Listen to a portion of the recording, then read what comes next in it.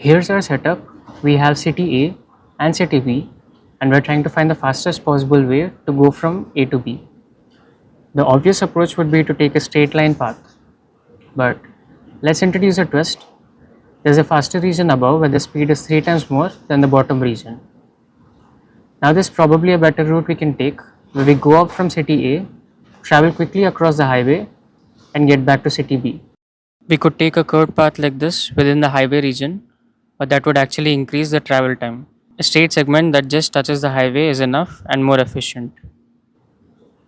By the end of the video, we'll show how soap films help find the minimum time path. Let's simplify the problem for now. Suppose the whole terrain is uniform. If you pick any arbitrary curved path between A and B, your intuition probably tells you that the shortest path is a straight line. We can mathematically prove this using calculus of variation and the Euler-Lagrange equation. If you are interested, feel free to read through the document in the description. For the purpose of the video, we are going to instead let nature solve it using soap films. Soap films have a fascinating property that they always minimize their surface area. We can harness this by creating setups with different configurations with any number of pins and any arrangement representing the optimization problem we want to solve, and let nature do the rest. The film stretches between pins in a network and naturally minimizes the total area. In the previous subproblem, we were basically minimizing the distance, and therefore we were able to represent it as a soap setup to compute it.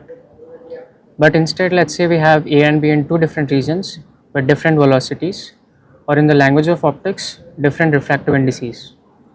How do we model this as a soap setup in this case?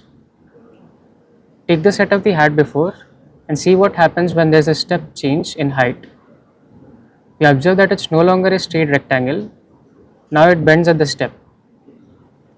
This is because the film can afford to take a longer path through the lower height region where it contributes less to the total area.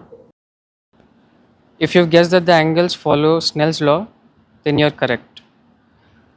In the case of light, let this be d1 and this be d2, and their corresponding velocities be v1 and v2. Then the total time would be d1 by v1 plus d2 by v2.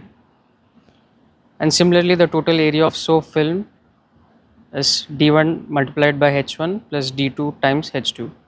We observe that the height here is analogous to the inverse of velocity or refractive index in optics. In optics, time is minimized when it satisfies Snell's law, and similarly with soap film, it minimizes with the modified Snell's law when we replace refractive index with height. Now let's bring both the points to the same region.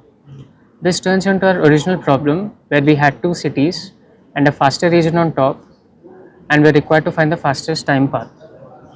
We can model this as a problem in optics where the top region has a refractive index of 1/3 of the bottom one. Just like we've seen before in the soap setup, this means that the top region has a height of 1/3 than the rest. Pin cities A and B in the lower layer, dip it in soap, and just like that, nature solves our optimization problem.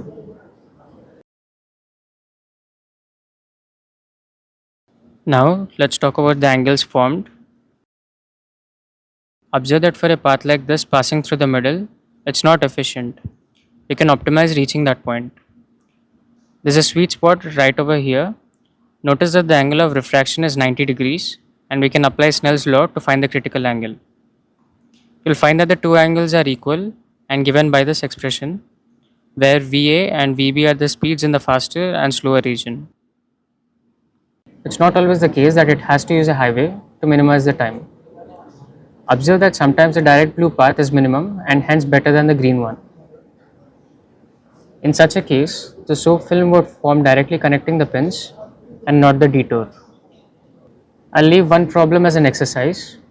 Fixing one of the points, find the locus of the second point where the green detour path is better than the direct blue path. What you'll find is that it's a conic.